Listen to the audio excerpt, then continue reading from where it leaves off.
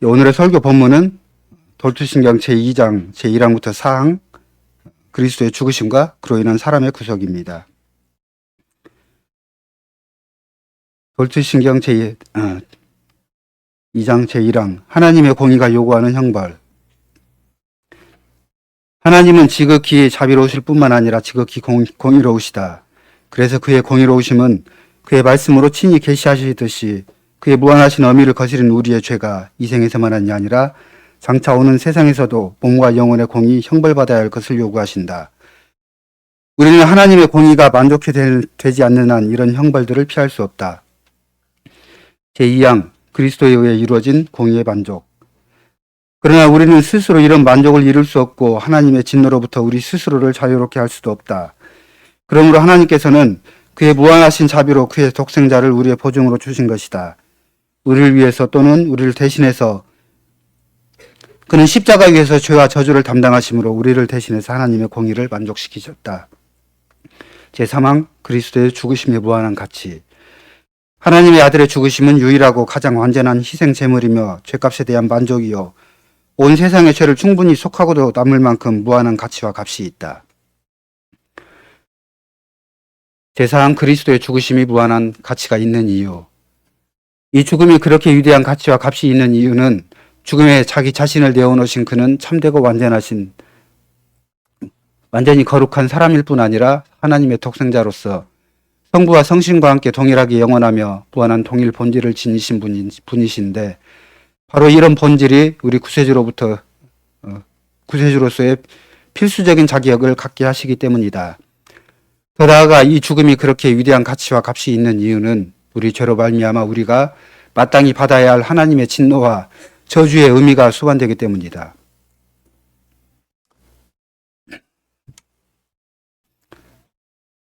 예수 그리스도의 사랑하는 회중 형제 여러분, 우린 지난주까지 돌투신경 첫째 교리 하나님의 선택과 유기에 대해서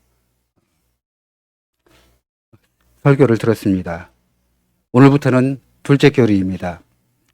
둘째 교리는 그리스도의 죽으심과 그로 인한 사람의 구속이라는 제목을 갖고 있습니다. 돌투신경의 다른 장들과 비교하면 제2장은 굉장히 짧게 기술되어 있습니다. 그렇지만 내용이 짧다고 해서 그 의미가 부족하거나 또는 불충분한 것은 아닙니다. 둘째 교리, 즉 제2장에서 말하고자 하는 핵심은 우리가 우리 주 예수 그리스도를 우리의 진정한 구속주로서 인정하는가 이것입니다. 그분은 우리의 죄를 대속하셨습니다. 그리고 이 대속에 대해서 우리가 어떤 관심을 갖고 있는가, 즉 우리의 관심이 어디에 있는지 또 우리에게 달려있다고 말합니다. 만약 그러하다면 우리의 구원의 확신은 전적으로 우리의 믿음에 달려있다 이렇게 얘기할 수 있게 됩니다. 벨직 신학 고백서 제22항은 우리는 이 위대한 신비의 참 지식을 얻도록 성신께서 우리 마음에 참된 믿음을 일으키심을 믿는다. 이 믿음은 예수 그리스도와 그의 모든 공로를 받아들이는 것으로서 그를 우리 자신의 소유로 삼으며 또 그 외에는 다른 어떤 것도 구하지 않는다. 혹 우리의 구원에 필요한 모든 것이 예수 그리스도 안에 없다고 한다 할지라도 만일 그리스도 안에 모든 것이 있다면 믿음을 통하여 예수 그리스도를 소유한 자는 완전한 구원을 가진다. 이 사실이 필연적인 귀결이다. 그러므로 그리스도로서는 불충분하다고 또 그 외에 다른 것이 필요하다고 주장하는 것은 가공스러운 신성 모독이다. 과연 이런 결론이라면 그리스도는 고작 반절의 구세주일 따름이다. 그러므로 우리는 바울과 같이 사람이 의롭다함을 얻는 것은 율법의 행위에 있지 않고 오직 믿음으로 된다. 이렇게 똑바로 말할 수 있다. 반면에 엄격히 말하자면 우리는 믿음 그 자체가 우리를 의롭게 해준다고 여기지 않으며 단지 믿음은 우리로 하여금 우리의 의이신 그리스도를 붙들도록 하는 도구일 뿐이다. 그분은 당신의 모든 공로와 우리를 위해서 또 우리를 대신하여 행하셨던 수많은 거룩한 사역들을 그대로 우리에게 전가하셨다. 그러므로 예수 그리스도는 우리의 의이시며 믿음은 우리로 하여금 그의 모든 은덕들과 결합하므로 그와 더불어 교제하도록 해주는 도구이다. 이 은덕들이 우리의 것이 될 때 우리의 죄를 충분히 면제받고도 남음이 있다 라고 말하고 있습니다.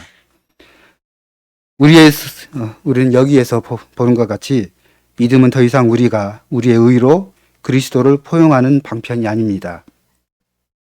우리의 믿음은 우리가 그리스도 안에서 가지는 의의 원천이 됩니다. 그렇다면 믿음이 무엇입니까? 믿음은 우리가 가질 수 있는 어떤 느낌입니까? 결코 그렇지 않습니다. 히브리서 11장에는 많은 믿음의 선진들이 기술되어 있습니다. 믿음으로 아벨은 제사를 드렸고 믿음으로 노아는 방주를 준비했습니다. 믿음으로써 아브라함은 부르심을 받을 때 순종하고 고향 형제들을 떠날 수 있습니다. 가는 곳을 알지 못하고 떠났습니다.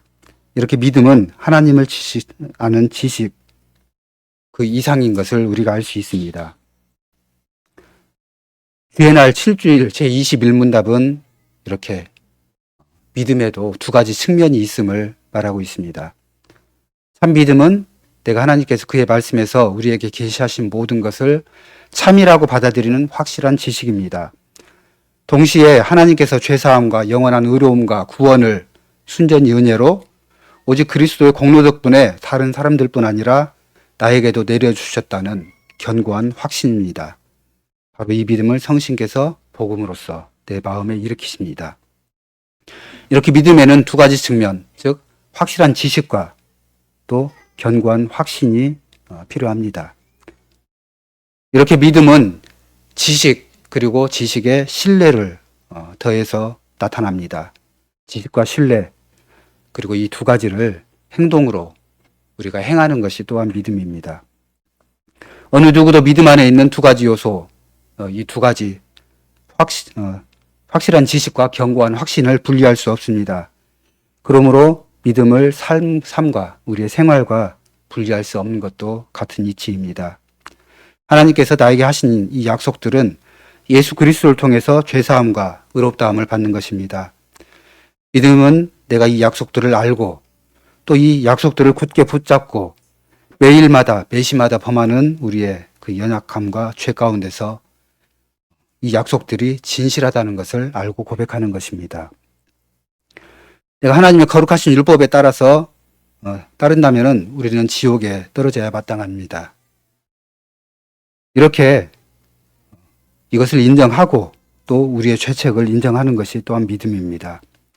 내가 어디에 있든 또 무엇을 하든지 이렇게 우리의 죄가 우리의 연약한 육신이 우리를 공격합니다. 하지만 하나님께서 우리의 죄를 나의 죄를 우리에게 알게 하십니다. 정확하게는 나의 죄가 내가 무엇을 행하든지 어디에 있든지 어떤 생각을 하든지 상관없이 평생 동안 우리를 따라다닙니다. 나의 믿음 역시 반드시 내가 무엇을 하든 어디에 있든 어떤 생각을 하든 우리의 죄만큼이나 죄 이상으로 우리에게 작용을 해야 하는 것입니다. 믿음으로 그리스도 안에서 의와 거룩함을 함께 공유합니다. 그러므로서 하나님의 약속을 굳게 붙잡아야 합니다. 믿음의 핵심은 예수 그리스도에 대한 기쁜 소식입니다. 그러나 이것은 단지 죄사함의 문제만을 의미하는 것이 아닙니다. 그리스도의 사역은 하나님께서 나의 아버지가 되셨다. 또한 성신께서 나에게도 부어지셨다는 것을 알고 인정하는 것입니다. 내가 일상생활의 염려들로 고심할 때 또 하나님께서 나를 잘 돌보시는 아버지이심을 믿고 인정하는 것입니다. 이렇게 해서 믿음으로 하나님의 계명을 순종하게 됩니다. 믿음은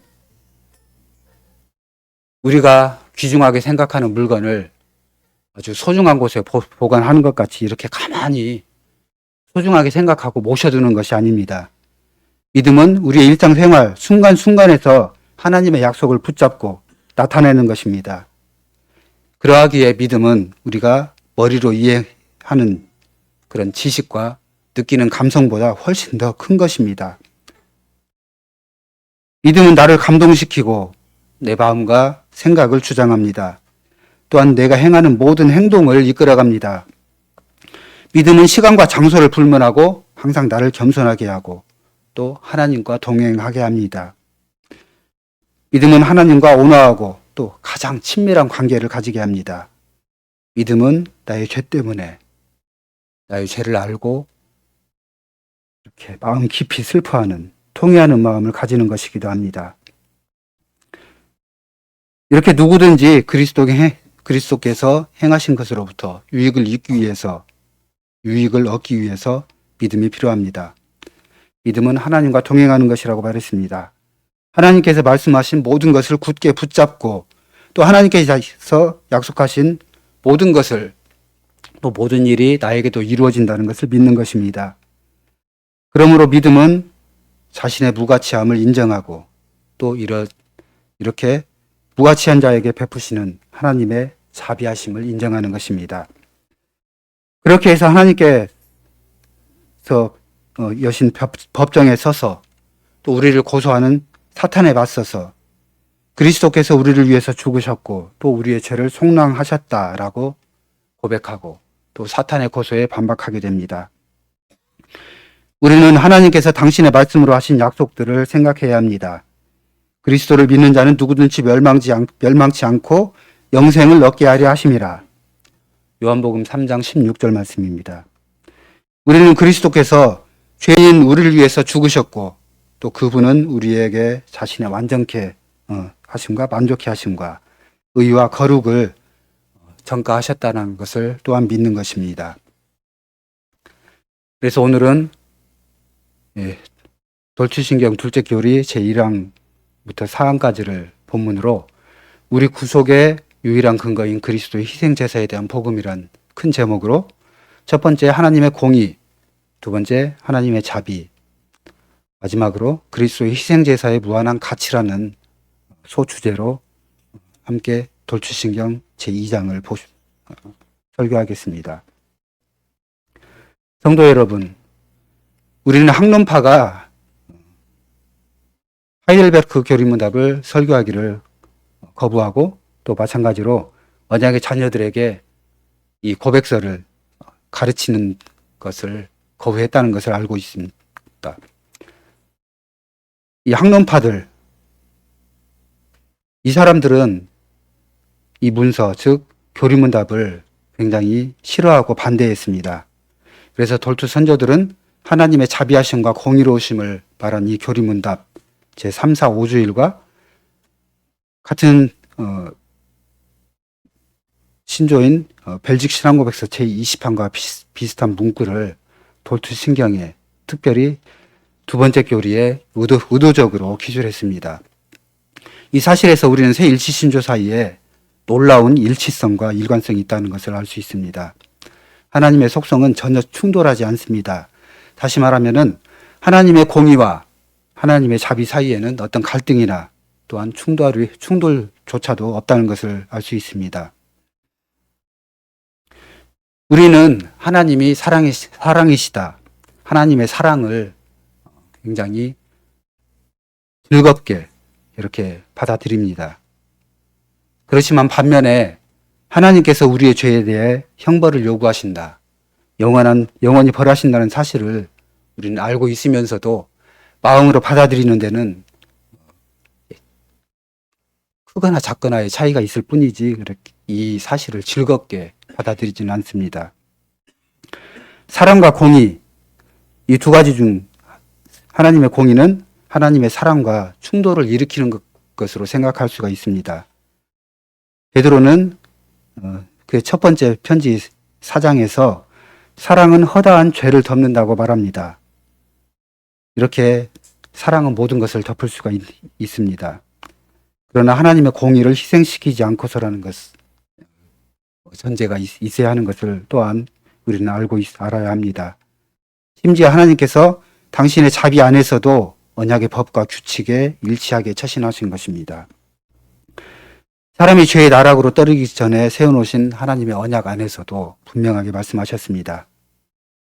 이렇게 하나님께서는 이렇게 사랑과 공의를 함께 실천하십니다. 이 언약 안에서 하나님은 당신이 어떻게 신실하신지 분명하게 말씀하셨습니다. 만일 사람이 신실하다면은 당신이 영원한 영광스러운 생명으로 사람에게 복을 내리실 것입니다.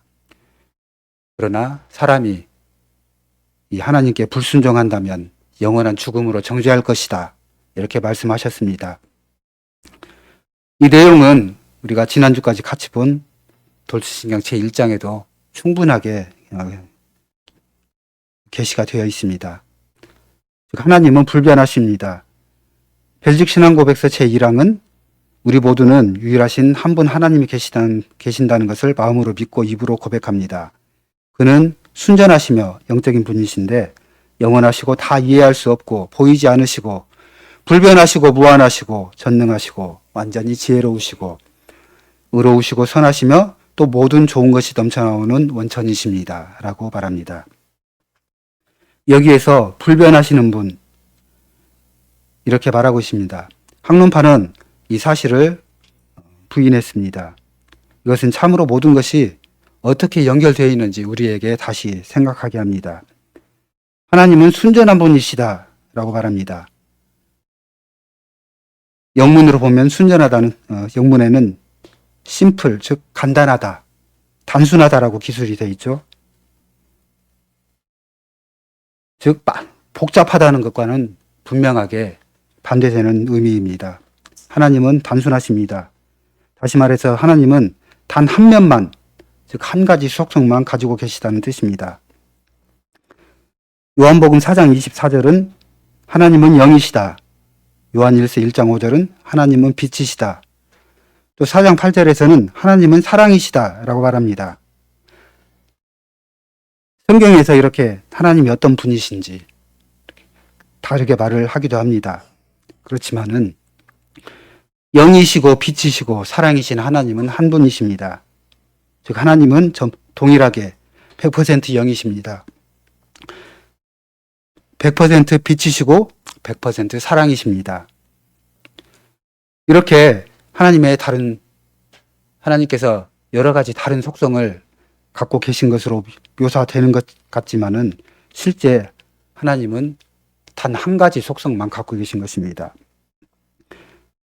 하나님의 각기 성품들 사이에 이렇게 배치되거나 긴장이 없습니다. 하나님은 사랑이시며 동시에 공의로우시고 이 두 가지 사실을 반대로 이해하거나 또 서로 갈등하는 반대되는 것으로 말해서는 안 됩니다. 우리는 사람이기에 우리 기분이 변합니다. 때때로 우리 자신의 다른 기질들은 시간에 따라서 다르게 표현되기도 합니다.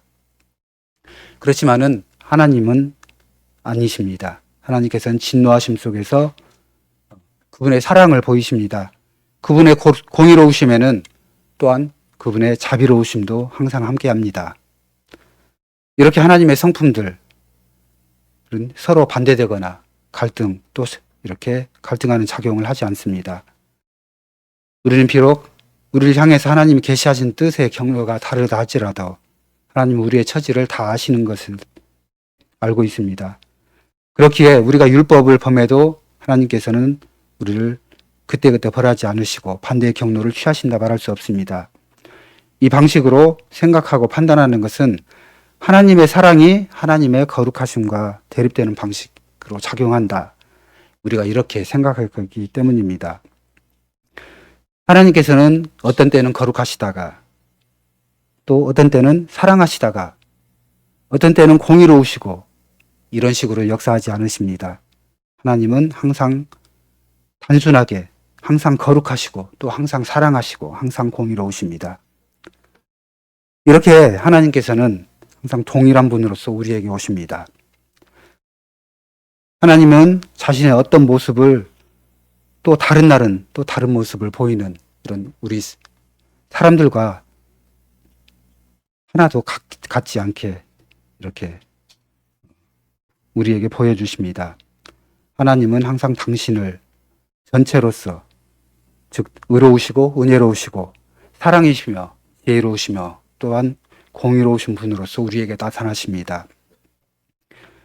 하나님이 이러하시다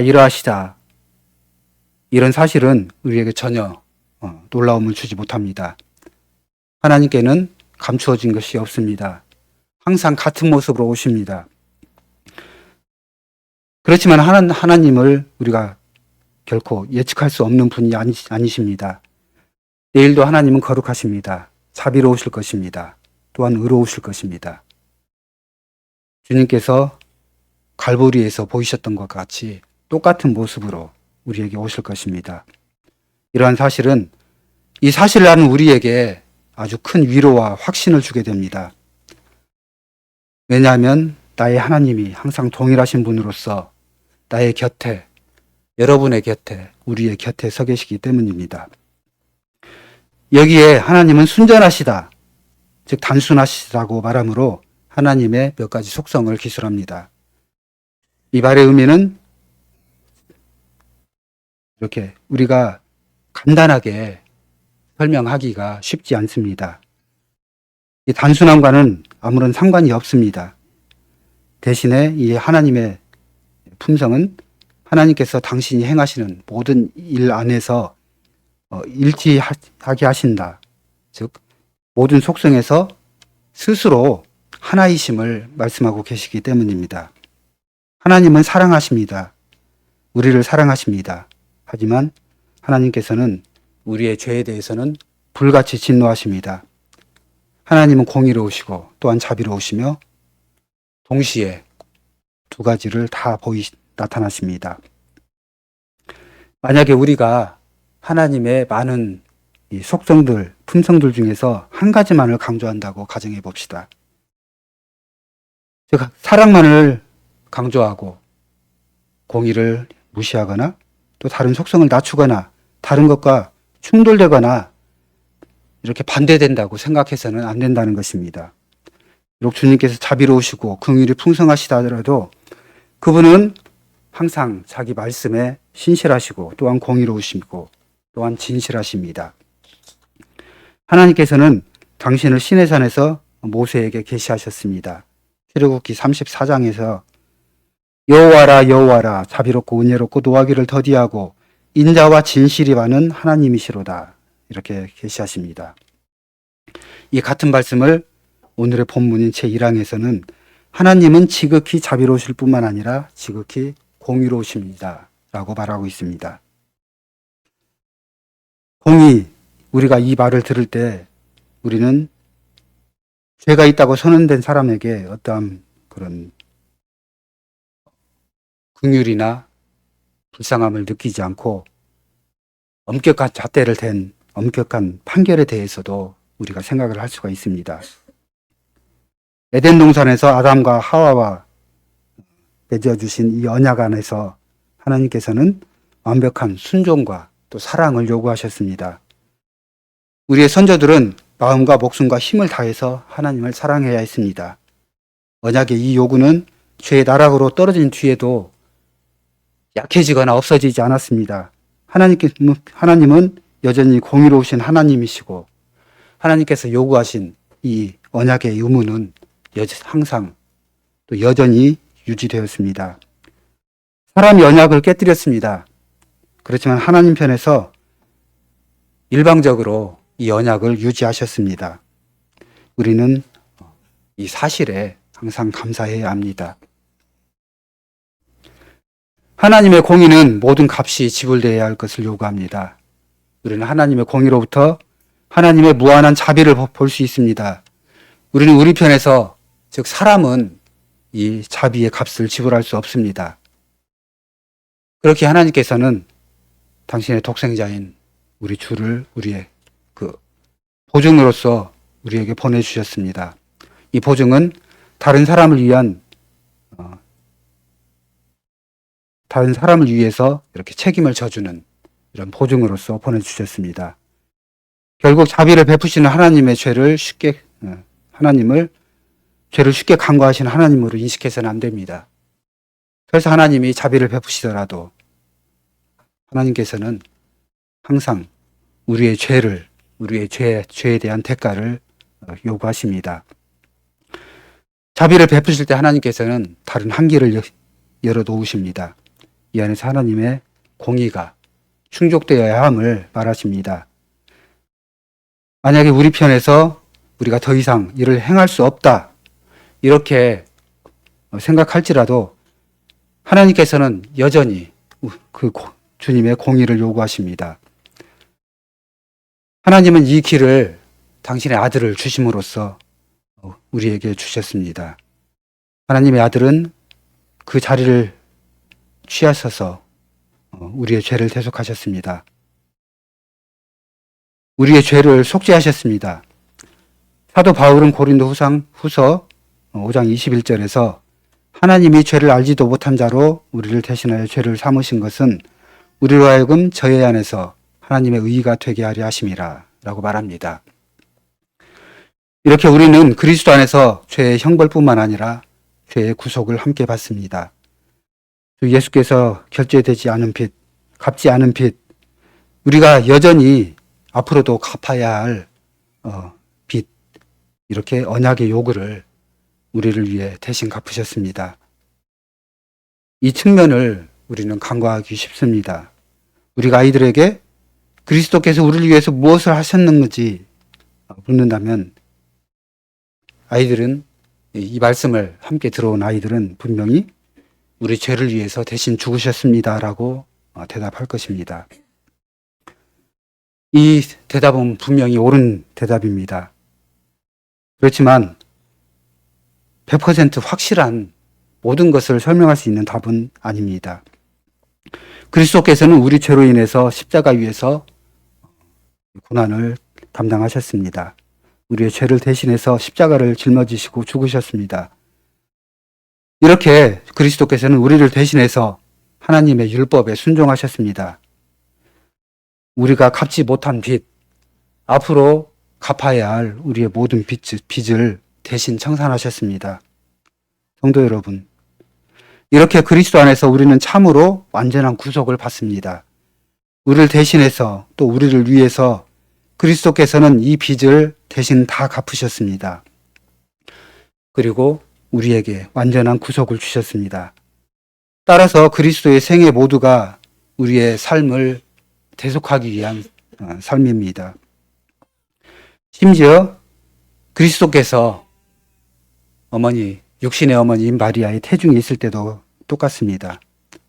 주의 날 제14주일에서는 그리스도는 우리의 중보자이심으로 그분의 순결하고 완전한 거룩함으로 잉태와 출생 시부터의 나의 죄를 하나님 앞에서 덮어주십니다 라고 고백합니다. 이 고백으로 그리스도가 어떻게 잉태 때부터 우리의 보증이 되셨는지를 보여줍니다. 이 구속을 받기 위해서 우리는 완전한 구속주이신 오직 그리스도 안에서 이 구속을 찾기 위해서 또 우리의 완전한 구속주 안에서만 우리의 생명을 찾아야 함을 바라고 있습니다. 성찬 예식서에는 우리가 그 진노 아래에서 영원히 멸망해야 할 터인데 그리스도께서 우리를 대신하여 그 진노를 대신 짊어지셨습니다. 그는 완전한 순종으로서 하나님의 율법의 모든 의의를 우리를 대신하여 이루셨습니다. 마지막으로 그는 죽음과 피 흘림으로 다 이루었다 하고 선언하실 때 새롭고 영원한 약속, 곧 은혜의 언약을 확정하셨습니다 라고 말합니다. 이렇게 그리스도의 대속교리를 요약하면서 모든 영광을 오직 그리스도께 돌릴 것을 바랍니다. 참으로 우리 자신은 아무것도 자랑할 것이 없습니다. 아무도 자랑할 수 없습니다. 이 개혁주의와 알미니우스주의의 차이가 바로 여기에 있습니다. 알미니안들은 그리스도의 대속을 가르칩니다. 그들도 그리스도를 가르칩니다. 하지만 그뿐입니다. 그들은 하나님께서 아담과 맺은 사랑의 언약이 죄의 나락으로 떨어진 뒤에도 계속되었다라는 사실을 인정하지 못합니다. 대신에 그리스도가 옛 언약의 미결된 빚을 지불해야 했다. 그래야 하나님이 인류와 새로운 관계를 맺으실 수 있다라고 가르쳤습니다. 요지는 알미니안들이 이 은혜에 대해서 말할 때 그 의미가 무엇인가 하는 것입니다. 그들은 죄의 나락으로 떨어진 뒤 새로운 관계, 그 안에서 하나님은 완전한 요구를 하셨다라고 믿고 있습니다. 하나님이 죄된 인생들에게 이 요구를 낮추셨다 이렇게 말합니다. 하나님의 은혜란 우리가 그분에게 불완전한 것을 드리는 것을 완전한 것으로 받으시는 데 있다 이렇게 말합니다. 이 모두가 모든 것이 우리의 것이 됩니다. 믿음으로 우리가 이 새로운 관계, 이 새 언약을 위한 길을 여시기 위해서 그리스도를 옛 언약을 종료시킨 분으로 받아들일 때 이 모두가 우리 것이 된다. 이렇게 말합니다. 하나님은 우리를 의롭다고 여기십니다. 이렇게 이 의로움을 믿는 것 또한 그리스도를 믿는 이 믿음으로 가능합니다. 성도 여러분, 이 가르침은 이 알미니안들의 가르침은 그리스도께서 완전한 구주, 완전한 구속주가 되심을 부인하는 가르침입니다. 알미니안들은 하나님의 은혜와 또 하나님의 공의, 거기에 사람을 더합니다. 하나님이 일하신 거기에 항상 사람이 함께 무엇인가를 해야 한다고 가르치는 것입니다. 중심에 계신 이는 그리스도가 아닙니다. 하나님을 향한 사람의 헌신을 더욱 강조합니다. 이렇게 해서 교회 안에서 복음의 순수한 설교가 사라지게 되었습니다. 그 대신 간증, 그리고 굉장히 듣기 좋은 성가대의 노래, 화려한 강단, 크고 눈에 띄는 건물들, 이렇게 사람 눈에 좋아 보이고 사람의 귀에 좋아 보이고 이런 것을 추구합니다. 하나님 보시기에 좋은 것을 거부합니다. 성도 여러분, 어떤 사람들은 우리가 성경의 근본 진리를 위해서 다른 진영, 복음주의 사람들과 일정한 교류와 또 공감을 해야 된다라고 말할 수도 있습니다. 정말로 그렇습니까? 우리는 분명하게 그런 생각을 거부합니다. 오히려 정반대입니다. 누구든지 우리의 삶의 구세주로서 예수 그리스도를 믿는다고 말할 수 있습니다. 그렇지만은 정말 필요한 고백, 중요한 것은 그리스도가 우리의 구속주가 되신 것을 인정하는 것이 어떤 의미인가, 이것을 고백하는 것입니다. 우리는 참으로 그리스도가 우리의 보증이 되시고 또 아담을 위해서뿐만 아니라 우리의 죄의 빚, 또 항상 우리의 모든 것을 위해서 죽으셨다. 우리의 모든 죄의 빚을 갚으셨다는 것을 믿는 것입니다. 우리의 불완전한 순종은 하나님께 아무런 의도 되지 않습니다.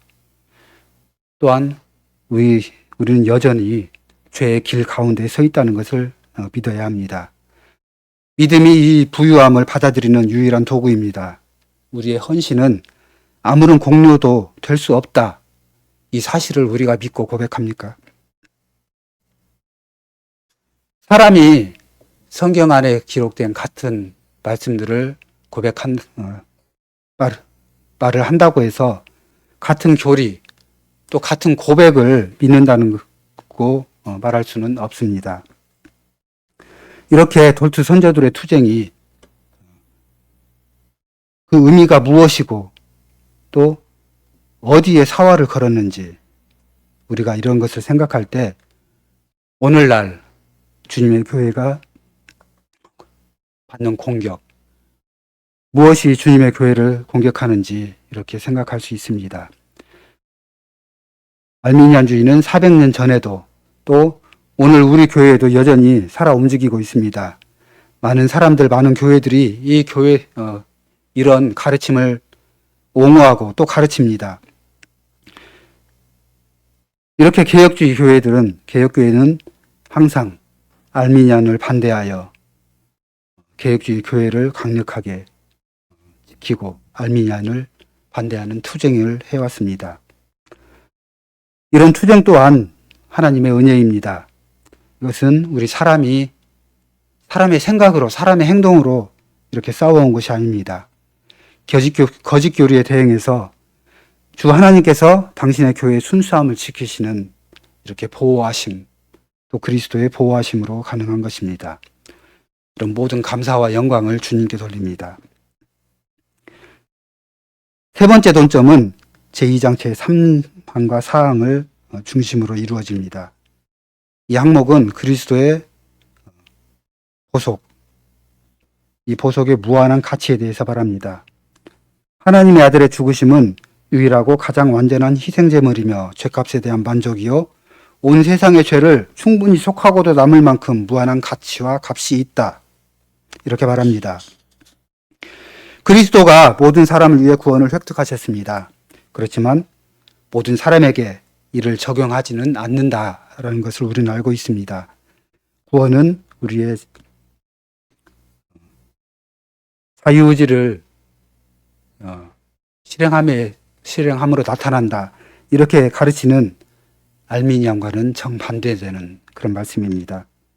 알미니안들이 모든 사람들이 구원을 받게 될 것이다. 이런 보편 속죄, 보편 구원을 가르쳤습니다.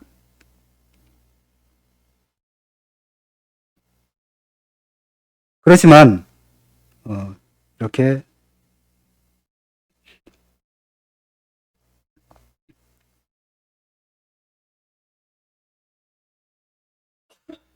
제한된 속죄, 그리스도가 모든 사람을 위해 죽으셨으므로 모든 사람에게 구원받을 기회를 주셨고 또 사람의 자유의지로 이 기회를 사용하게 될 사람들이 구원을 받게 된다. 우리가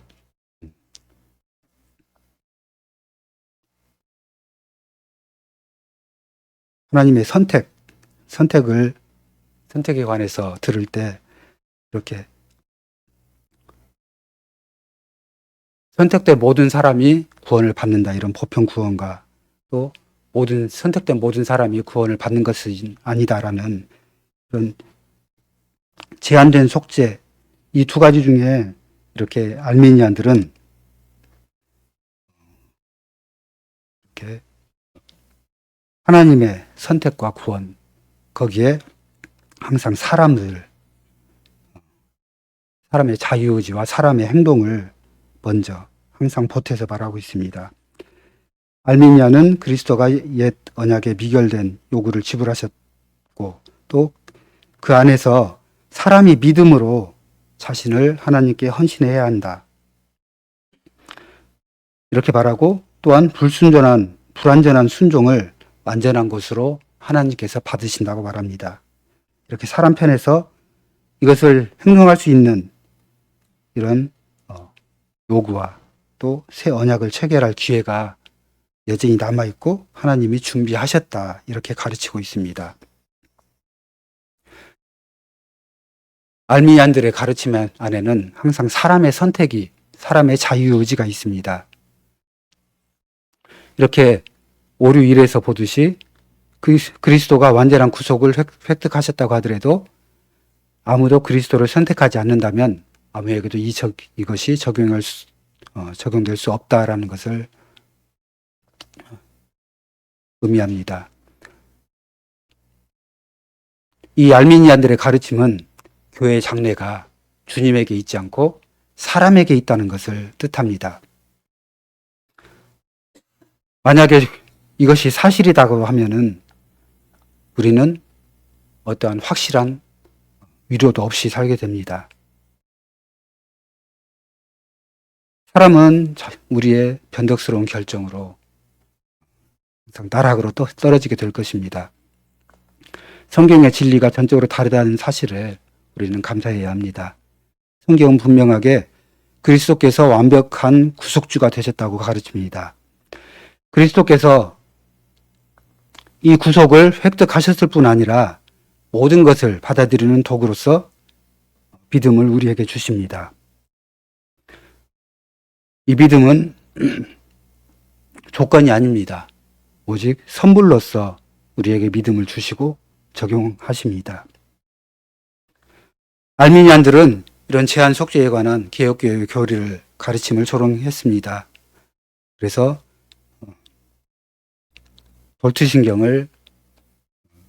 선조들은 돌투신경을 작성하게 됐고 또한 후에 칼빈은 5대 강령, 이 튤립에서 제한된 속죄 이것을 강조하게 됩니다. 이렇게 알미니안들은 그리스도의 죽음이 모든 사람에게 구원을 주기에 충분하지 않다는 것을 강조함으로써 제한 속죄의 교리를 조롱했습니다.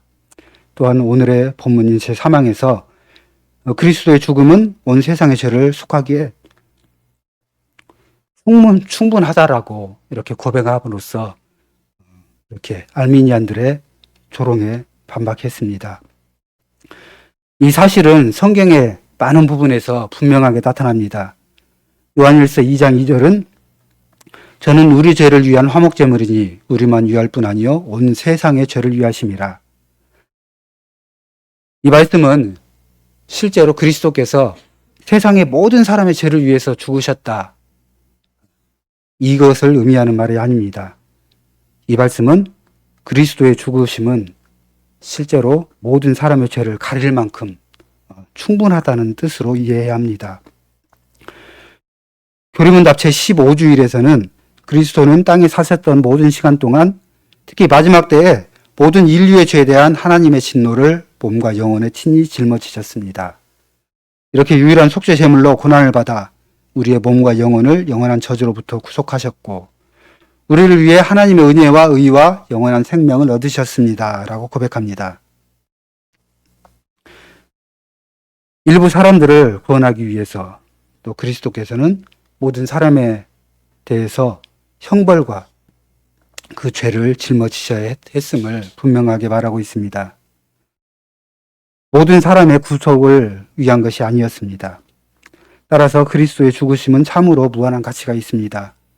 또한 우리에게 이 사실을 알게 하심으로 우리가 무한한 위로를 느끼게 합니다.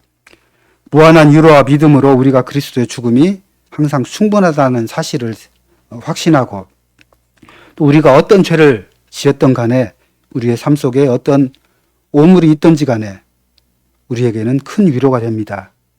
우리 의지에 반해서 우리에게 남아있는 어떤 죄나 연약함도 우리를 은혜 안에서 그리스도와 분리시킬 수가 없습니다. 우리가 하나님 안에 들어가는 것에 아무런 방해가 될 수 없습니다.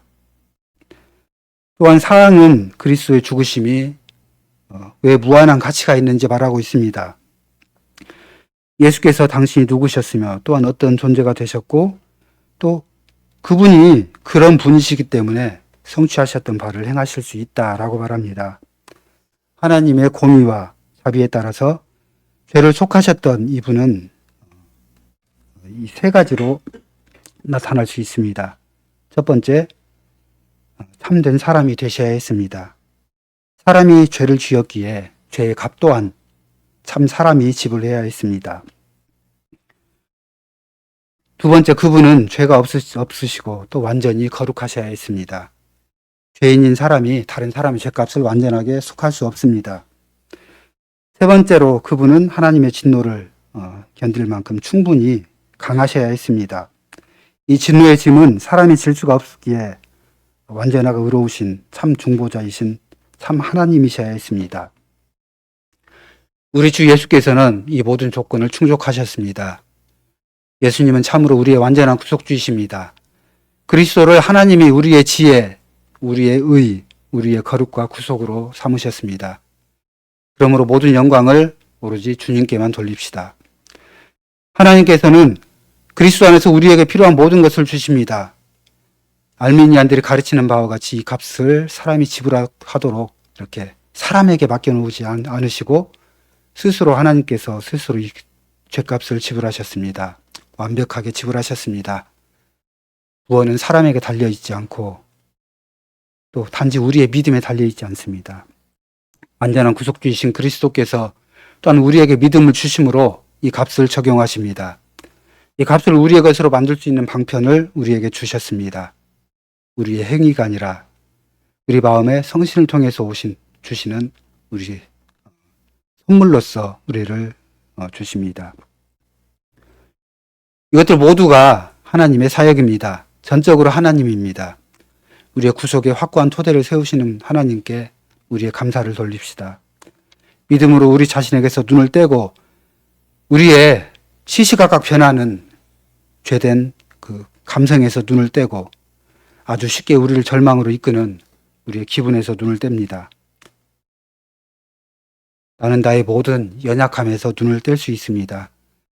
우리는 종종 날마다 우리에게 생기는 우구심, 우리의 모든 연약함에서 눈을 돌려서 우리의 구원을 위해 우리를 세우신 주님을 바라보게 됩니다.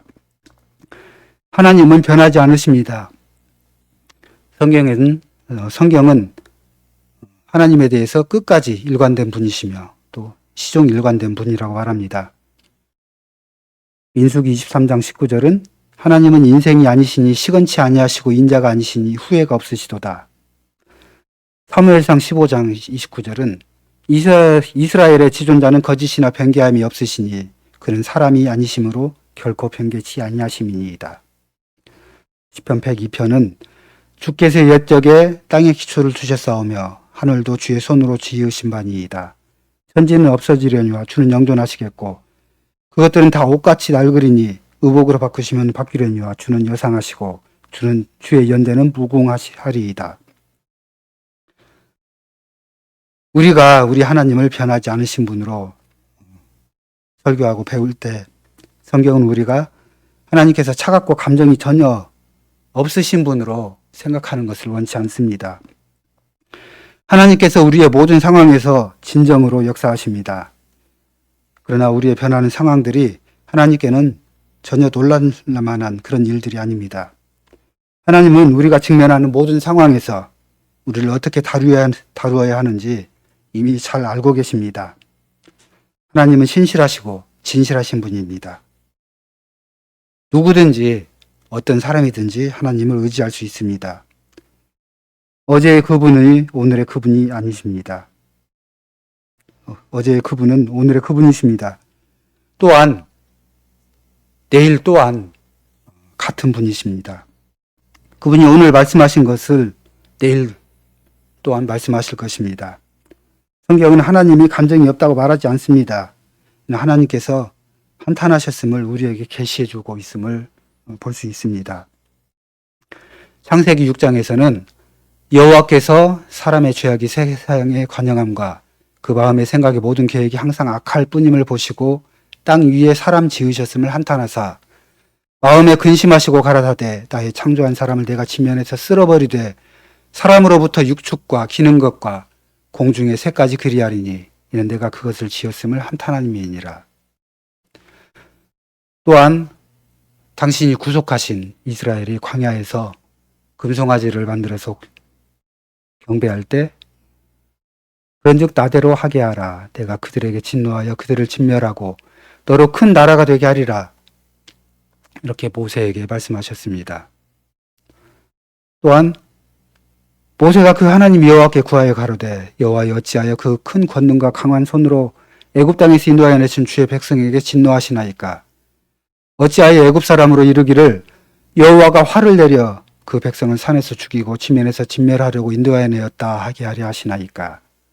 주의 맹렬한 노를 그치시고 주의 뜻을 돌이키사 주의 백성으로 이 화를 내리지 마옵소서. 주의 종 아브라함과 이삭과 이스라엘을 기억하소서. 주께서 수를 가리켜 그들에게 맹사하여 이르시기를 내가 너희 자손을 하늘의 별처럼 많게 하고 나의 허락한 이 온 땅을 너희 자손에게 주어 영영한 기업이 되게 하리라 하셨나이다. 이렇게 기록하고 있습니다. 하나님께서는 한탄하셨습니다. 하나님께서는 분명하게 당신의 백성에게 유감을 표명하셨습니다. 결과적으로 하나님의 계획을 변경하시는 행동을 말하지만 그렇다고 해서 하나님이 변화무쌍하시고 변덕스러운 그런 분이라는 것을 말하는 것은 아닙니다. 하나님은 언약의 하나님이십니다. 하나님께서는 당신이 세우신 이 언약이라는 그 문맥 아래에서 축복하시고 또한 저주도 하실 수 있습니다. 하나님께서 내리시는 축복이나 저주는 당신의 백성들에게 달려 있습니다. 하나님께서는 당신의 마음을 바꾸셨다. 이렇게 이해해서는 안 됩니다. 이렇게 생각해서는 안 됩니다. 하나님의 백성이 하나님과 맺은 언약을 배반할 때 하나님은 당신의 백성을 저주하심으로 약속하신 바 그 당신의 언약을 일관되게 말씀하시는 것입니다. 하나님께서 항상 언약 안에서만 사역하십니다. 또한 하나님께서는 언약 안에서 약속하시고 계획하신 것에 대해서 끝까지 변함없이 신실하십니다. 그렇다면 우리의 하나님, 나의 하나님은 어떤 분이십니까? 하나님은 변함이 없으십니다. 그렇다면 우리는 이런 질문을 생각할 수 있습니다. 그렇다면 나에게 내가 달라지는 것이 무엇이 있습니까? 하나님은 아주 먼 옛날 아브라함의 하나님이시며 야곱의 하나님이십니다. 그렇지만 우리는 이 시대, 21세기를 살고 있습니다. 나는 오늘의 나의 하나님이 누구시며 어떤 분이신지 알고 싶습니다. 이런 질문은 분명하게 우리 스스로가 만든 연약함으로 인한 질문이고 우리를 빠뜨리는 함정입니다. 이런 질문은 하나님의 불변하신 성품을 우리가 깊이 상고해야만, 깊이 생각하고 이해해야만 빠지지 않는 수렁입니다. 성경 시대에 그 시대에 살았던 사람들과 또 우리 시대, 이 시대에 사는 사람들 사이에 외울 수 없는 간격이 있다는 느낌, 시대적 차이를 극복할 수 없다는 느낌을 우리는 분명하게 이겨내고 털어내버려야 합니다. 그렇기에 우리가 강조해야 하는 이 진리 한 가지는 하나님의 불변성, 하나님의 순전함입니다. 하나님이 변치 않은 분이시라면은 나의 하나님이 또한 아브라함의 하나님이 되십니다. 다윗의 하나님이 나의 하나님이 됩니다. 하나님께서 다윗에게 계시하신 당신의 품성들, 이런 모든 것들이 오늘날 나의 하나님의 품성이 되기도 합니다. 하나님께서 다윗을 어떻게 하셨는지, 다윗에게 어떻게 하셨는지를 살펴봅시다. 다윗이 압살롬을 피해서 도망할 때 고백한 시편 3편은 여호와여 나의 대적이 어찌 그리 많은지요 나를 치는 자가 많소이다. 많은 사람이 있어 나를 가리켜 말하기를 저는 하나님께 도움을 얻지 못한다 하나이다. 이렇게 3000년 전 다윗이 고백한 내용은 무엇입니까? 하나님에 대한 다윗의 고백이 무엇입니까? 여호와여 주는 나의 방패시오니 나의 방패시오며 나의 영광이시오 또 나의 머리를 드시는 자니이다. 내가 나의 목소리로 여호와께 부르짖으니 그 성산에서 응답하시는도다. 이렇게 계속해서 다윗이 고백합니다. 이 말씀에서 오늘날을 사는 우리들, 우리가 사는 방식과 연결해서 생각할 수 있습니까? 오늘날을 사는 우리에게 현실성이 있습니까? 분명하게 다윗의 고백과 우리가 고백해야 하는 바는 같습니다. 이 시편을 읽을 때 오늘날 우리는 우리의 상황과 다윗의 상황이 크게 다르지 않다는 것을 생각할 수 있습니다. 이 다윗이 고백한 이 언약의 하나님은 나의 하나님, 우리의 하나님이시기 때문입니다. 그렇지만 자세히 살피면 지금 우리의 상황과 3000년 전 다윗의 상황 분명히 많은 차이가 있습니다. 이 많은 차이에도 불구하고 이 모든 것을 우리가 실제적으로 생생하게 느낄 수 있습니다. 압살롬의 뒤에는 영원한 대적인 사탄이 있었습니다. 또 오늘날 우리를 함정에 빠뜨리고 우리를 유혹하는 모든 환경들, 상황들 뒤에 또한 사탄이 있습니다. 이렇게 우리를 넘어뜨리는 이 세상과 또 우리의 죄와 육신과 이 모든 것 안에 사탄이 역사하고 있습니다. 이것을 이해할 때 시편 3편을 더욱 생생하게 읽을 수 있습니다. 하나님께서는 오늘날 이 시편을 통해서 우리에게 똑같이 말씀하고 계십니다. 하나님께서 모든 상황에서도 당신이 누구신지를 말씀하고 계십니다. 하나님은 오래전부터 우리를 그리고 백성들을 위해서 역사하셨습니다. 같은 하나님이십니다. 다니엘이 사자굴 안에서 의지했던 그 하나님도 오늘의 우리의 하나님과 같은 분이십니다. 우리가 살아가는 동안 실제적으로 사자굴과 직면하는 일이 없을 것입니다. 그렇지만 하나님께서는 다니엘에게 역사하시는 것과 똑같이 우리에게 역사하십니다. 하나님께서 원하시는 방법대로 또 판단하시는 방법대로 당신의 백성들을 다루십니다. 이렇게 불변하신 하나님을 알고 고백하는 것이 우리에게 큰 위로가 됩니다. 그렇다면 성경 시대에 살았던 그 주의 백성들과 이 시대를 살아가는 우리 이 두 백성들 사이에 얼마나 큰 차이점이 있습니까? 거리감이 있겠습니까? 이 거리감과 차이점은 극복될 것이고 제거될 것입니다. 왜입니까? 어떤 근거로 이 차이점이 극복됩니까? 유일한 근거는 하나님이 불변하시는 하나님이시기 때문입니다. 하나님과의 교제, 또 그분의 말씀을 신뢰하고 믿음으로 그분과 사귀고 또 하나님의 약속 위에 우리가 서게 됩니다. 구약시대와 신약시대에 사는 모든 신자들은 그리고 오늘날을 사는 우리 또한 본질적으로 동일한 같은 하나님의 백성입니다. 이 믿음은 우리가 당혹감을 느낄 때 우리에게 위로를 줄 수 있습니다. 다시 말하면은 이 시대 삶의 모든 변화와 또 불확실함이 많음에도 불구하고 하나님 또 그리스도께서는 동일하게 당신의 백성들을 구원하는 전능하시고 또한 불변하신 분이십니다. 그러므로 오늘날 우리 시대에 어떤 일이 발생하느냐, 우리에게 어떤 고난이 닥치느냐, 이것이 큰 문제가 되지 않습니다. 또한 우리의 미래에, 우리의 다음 세대 아이들에게 어떤 일이 일어날 것인지 이것 또한 문제가 되지 않습니다. 중요한 것은 하나님이 불변하시고 단순하시는 분이시라는 것을 우리가 알고 인정하고 고백하는 것입니다. 다니엘이 사자굴에 빠져서 사자와 맞닥뜨릴 때 하나님을 의지했습니다.